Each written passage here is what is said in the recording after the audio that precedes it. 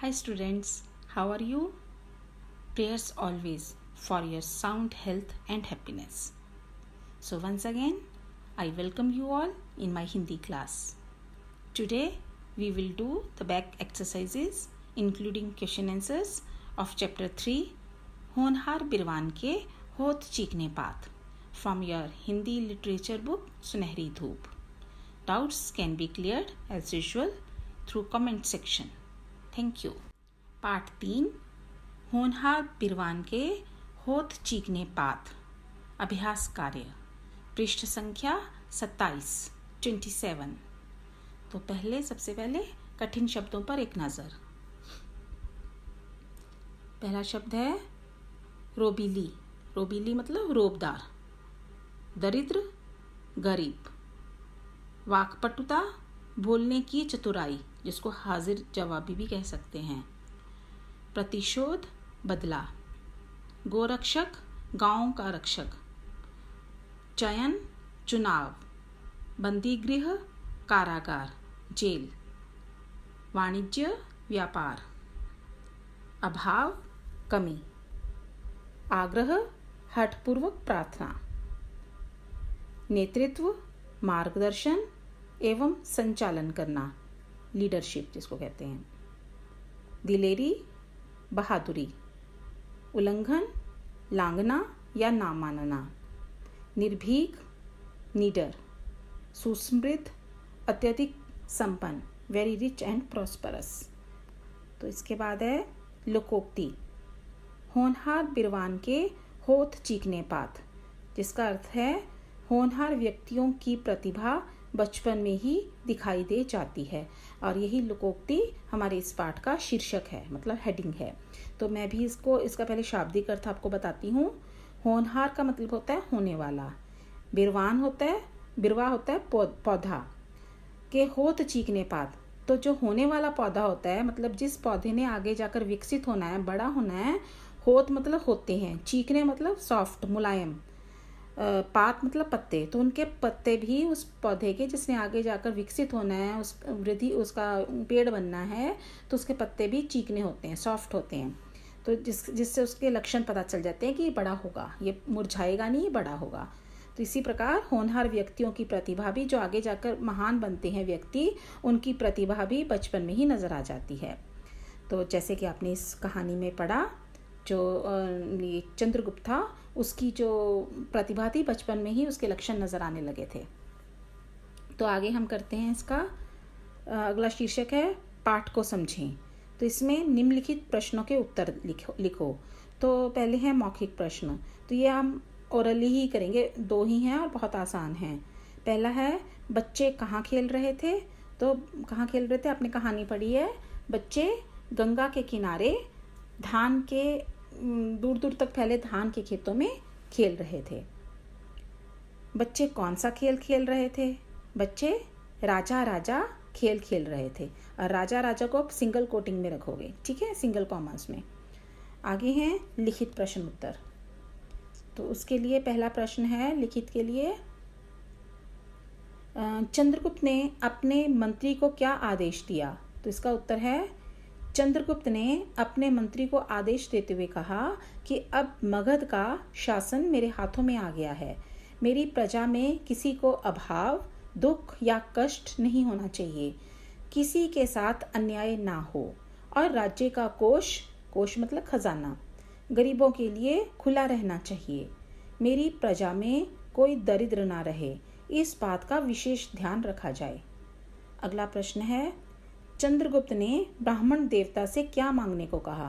उत्तर बच्चों की खेल मंडली में शामिल होकर जब ब्राह्मण देवता ने राजा बने चंद्रगुप्त से एक दूध देने वाली गाय मांगी, तो उसने राजा जैसी दिलेरी दिखाते हुए कहा, ब्राह्मण देवता आप 1 नहीं 10 गायें लीजिए. सोना चांदी हीरे जवाहरात मांगिए. मैं यही चाहता हूँ कि मेरी प्रजा में ब्राह्मण एवं गुरुजन सुखी और संपन्न रहें. अगला प्रश्न है चाणक्य ने मुरा से क्या कहा. मुरा कौन थी. चंद्रगुप्त की माँ. तो इसका उत्तर है चाणक्य ने चंद्रगुप्त की माँ मूरा से कहा कि चंद्रगुप्त की हस्त रेखाएं बड़ी प्रबल हैं, प्रबल मतलब बलवान, उसकी शिक्षा की व्यवस्था की जाए, उसका भाग्य अवश्य चमकेगा। तो इसके बाद अगला प्रश्न है, महाराजा नंद ने लोगों की बुद्धि परीक्षा के लिए क्या योजना बनाई? तो उत्तर है, महाराजा नंद ने लोगों की बुद्धि परीक्षा में बुद्धि की परीक्षा लेने के लिए, उनकी समझ की परीक्षा लेने के लिए एक योजना बनाई। उन्होंने अपनी राजधानी पाटलिपुत्र के राज दरबार में लोहे के पिंजरे में शेर की एक मूर्ति रखवाई और राज्य भर में ढिंढोरा पिटवा दिया कि जो व्यक्ति लोहे के पिंजरे को बिना तोड़े शेर को बाहर निकाल देगा, उसे राज्य की ओर से 1000 सोने की मुद्राएं मतलब मोहरें दी जाएंगी और उसकी मनचाही मांग भी पूरी की जाएगी। अंतिम प्रश्न है लिखित का, चंद्रगुप्त ने पिंजरा खोले बिना ही शेर को कैसे बाहर निकाला? उत्तर है, चंद्रगुप्त ने राज दरबार में पहुंचकर सबसे पहले पिंजरे में बंद शेर को अच्छी तरह देखा। फिर उसने राजा से कहकर एक जलता हुआ दीपक मंगवाया और उसे सलाखों के बीच से शेर के पास रखा। मोम का बना हुआ शेर पिघलने लगा और इस प्रकार बिना पिंजरा खोले ही शेर बाहर आ गया। तो इसके पश्चात आगे हम अभ्यास पर फिर नज़र डालते हैं। अगला प्रश्न है, पाठांश को पढ़कर निम्नलिखित प्रश्नों के उत्तर लिखो। तो ये कॉम्प्रिहेंशन है। इसमें पाठ में से एक पाठांश मतलब पाठ में से लिया गया अंश, मतलब अ पार्ट ऑफ लेसन, ये जो पैराग्राफ है। तो इसको आप अपने आप सॉल्व करना। इस पैराग्राफ को पहले पढ़ना, आप इस पद्यांश को पढ़ना और गद्यांश को पढ़ना और उसके बाद नीचे जो प्रश्न दिए हैं 4, उनके उत्तर इसी में से ढूंढ कर करने हैं। जैसे मैं एक आध आपके लिए करती हूँ। जैसे पहला है, चंद्रगुप्त के किन गुणों ने चाणक्य को प्रभावित किया? तो इसका आप इस पैराग्राफ को जैसे पढ़ेंगे तो पहली लाइन में ही लिखा था, चाणक्य उसकी वाक्पटुता और कुशल नेतृत्व क्षमता से बहुत प्रभावित हुए। तो यही गुण थे जिन्होंने चाणक्य को प्रभावित किया। ठीक है, इसी प्रकार आपने अगले बाकी की जो 3 प्रश्न हैं इसमें से आपने ढूंढने हैं। अगला है, भाषा को समझें। तो व्याकरण से संबंधित कुछ प्रश्न हैं। पहला है, यहाँ पर पॉइंट दिया हुआ, जो शब्द संज्ञा या सर्वनाम शब्दों की विशेषता बताते हैं उन्हें विशेषण कहते हैं। ये भी हमने अभी पिछले किसी पाठ में इसकी दोहराई की थी। फिर से हम एक बार कर लेते हैं। तो विशेषण क्या हैं? जो किसी दूसरे शब्द की संज्ञा या सर्वनाम की विशेषता बताते हैं, एडजेक्टिव्स। जिन शब्दों की विशेषता बताई जाती है उन्हें विशेष्य कहते हैं। जैसे वीर सैनिक, तो इसमें जो वीर शब्द है वो विशेषण है और सैनिक विशेष्य। अब आगे उन्होंने फिर एक सूची दी है शब्दों की कुछ, उनमें से आपने विशेषण और विशेष्य शब्द छांट कर लिखने हैं। नीचे जो उन्होंने कॉलम्स बनाए हैं उसके अकॉर्डिंगली। तो हम भी इसमें से मैंने आपके लिए यहाँ पे सॉल्व करके लिखे हुए हैं, तो आप यहाँ से सहायता ले सकते हैं।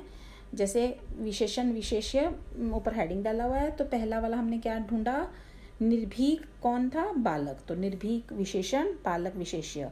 ऐसे ही समर्थ राजा, राजा कैसा था? समर्थ, हर काम करने में वो सक्षम था, तो समर्थ राजा।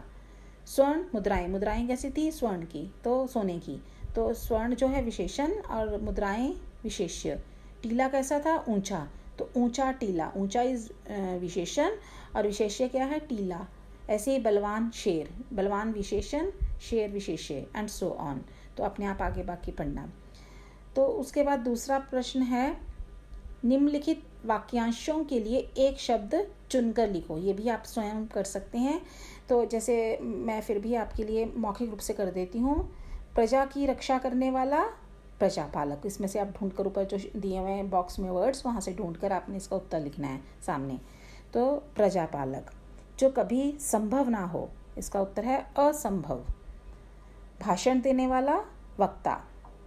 शरण में आया हुआ शरणागत। जो आंखों के सामने हो प्रत्यक्ष। आगे तीसरा प्रश्न है, निम्नलिखित मुहावरों का वाक्यों में प्रयोग करो। ये भी आप अपने वाक्य बना सकते हैं। फिर भी मैं मौखिक रूप से आपके लिए बनाती हूँ। आप ये वाला भी बना सकते हैं जो मैं बना रही हूँ, और कोई अपना भी सोचकर बना सकते हैं। जैसे पहला है, आग बबूला होना, मतलब बहुत क्रोधित होना। तो इसके लिए आप वाक्य बना सकते हैं कि जब अध्यापिका कक्षा में आई तो शरारती बच्चों को उछल कूद मचाते देख वह आग बबूला हो गई। ठीक है। ऐसी अगला है उंगली उठाना, मतलब आरोप लगाना, दूसरों पर दोष लगाना। ठीक है। हर बात के लिए दूसरों की ओर उंगली उठाना अच्छी बात नहीं, कभी हमें अपने भीतर भी झांक कर देखना चाहिए। Like that you can make any sentence.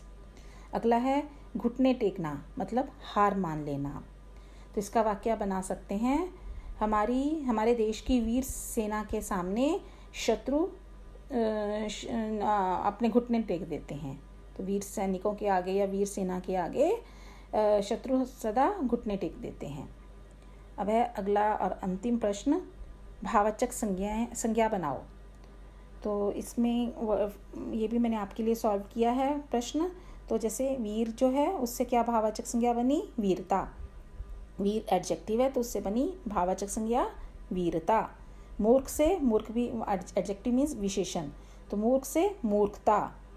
दूर से दूरी, चालाक से चालाकी, अहम से अहंकार, पराया से परायापन, प्यासा प्यास, शत्रु शत्रुता, उचित औचित्य। So that's all for today. See you again next time. Bye bye. Take care.